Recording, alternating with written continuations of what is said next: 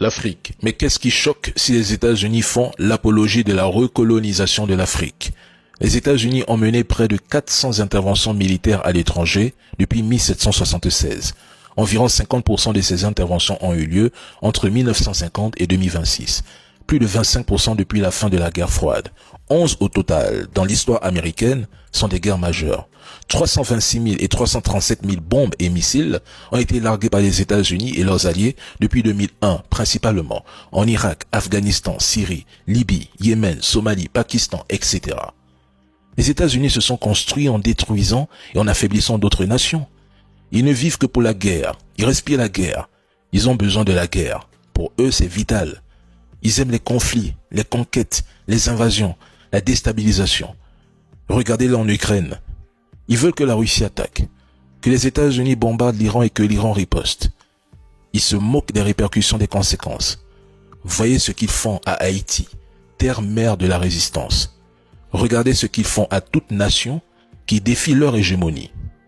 La destruction est dans leur ADN. Pendant que certains Africains les aiment, les glorifient et pensent que notre avenir, notre sécurité, notre souveraineté, notre existence en tant qu'État-nation doivent dépendre de leurs humeurs, eux, ils trament des plans pour nous garder en cage. Pendant que vous parlez de paix, de nourriture et d'amour en Afrique, eux ne parlent que de guerre. S'ils ne peuvent pas venir avec leurs armées en Afrique, ils feront en sorte que nous nous entretuions. Et c'est exactement ce qui se passe déjà sur notre continent. Donc, au lieu d'être choqués par leur désir de nous recoloniser, mesdames et messieurs, armons-nous et préparons-nous. Donald Trump se demande pourquoi l'Iran n'a pas déjà capitulé malgré les menaces. C'est l'envoyé spécial de Trump qui l'affirme, tandis que la presse française s'interroge. Mais l'Iran, c'est l'identité perse. Cette mémoire d'un empire millénaire qui a survécu à des invasions bien plus dévastatrices. À leurs yeux, toute soumission est une humiliation existentielle. Dans la culture perse, plier devant une superpuissance étrangère, surtout les États-Unis, vu comme le successeur moderne des empires dominateurs, est perçu comme une trahison de l'histoire. Ce n'est pourtant pas difficile à comprendre.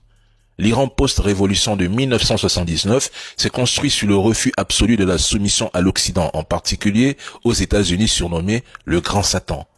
L'Iran a pris de l'histoire récente. Les exemples de l'Irak, de la Libye et même de la Syrie montrent que les pays qui abandonnent leur capacité de dissuasion nucléaire ou conventionnelle finissent souvent déstabilisés ou envahis. L'Iran sait qu'une guerre ouverte serait extrêmement coûteuse pour Washington. L'Iran s'est préparé à toutes les éventualités. L'Iran n'est pas le Venezuela. Alors, pourquoi devrait-il se soumettre? Si les États-Unis avaient eu la possibilité réelle et surtout la facilité d'écraser l'Iran comme on écrase un adversaire faible, ils l'auraient fait depuis longtemps.